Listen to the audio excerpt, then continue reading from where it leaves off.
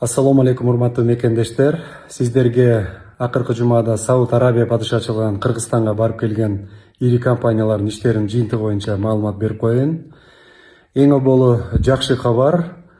Кудай буюрса, FlyNAS компаниясы 23-жылдын 15 январынан тарта Бишкек-Жидда, Ош-Жидда маршруттары боюнча регулярдуу түз аба каттамдарын ачмай болду. Анткени өзүңүздөр билесиздер, бүгүнкү күндө Кыргызстандан Сауд Арабияга түз аба каттамы жок.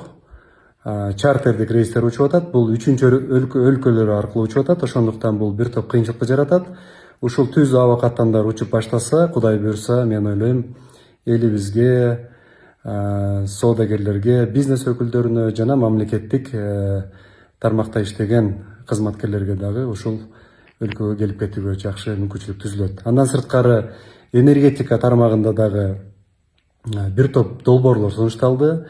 Эң чоң улуттук долбоор болгон Камбар Ата ГЭСинин долбоору менен жеринде барып көрүп таанышып келишти. Бир топ кызыгуулары жаралды десем болот. Андан сырткары Ысык Көл облусундагы Шамал менен иштеген, ошондой эле күн аркылуу чыга турган электр станцияларынын долбоорлорун жеринде көрүп таанышты. Бүгүнкү күндө өздөрүнүн долбоорлорун ушул чогуу аткарууга белсенип турушат. Мен ойлойм, ушул долбоорлор Кудай буйруп ишке ашып калса, Кыргызстандын бүгүнкү күндө президентибиз көтөрүп аткан ушул энергетика тармагында биздин өлкөбүзгө бир топ жардамдар болмок.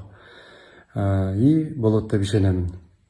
Андан сырткары айыл чарба багытында дагы бир топ долбоорлор сунушталып, Сауд тараптын кызыгуусун жаратты. Өзгөчө сиздер баарыбыз жакшы билебиз, Кыргызстанда өндүрүлгөн эттин сапаты, даамы дүйнөдө алдыңкы орунда турат деп мен ишенемин. Бул боюнча дагы долбоорлор сунушталып, Кыргызстандан ушул Сауд Арабияга эт азыктарын экспорттоого мүмкүнчүлүктөр түзүлүп атат. Ушунда туура пайдаланабыз деп мен терең ишенемин.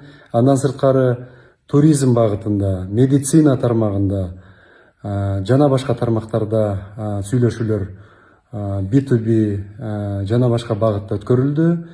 Ушулардын жыйынтыгы менен мен ойлойм, ушул мамлекеттик министрликтер болобу, жеке бизнес тарабы болобу, Сауд Арабиянын өкмөтү менен, бизнес жааты менен, чоң компаниялар менен иштегенге түз мүмкүнчүлүк түзүлдү.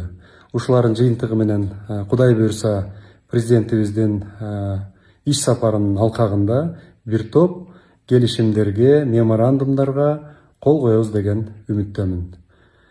Өлкөбүздө тынчтык болсун, Кыргызстаныбыз дүркүрөп өссүн деген тилекти айтамын. Аман болуңуздар.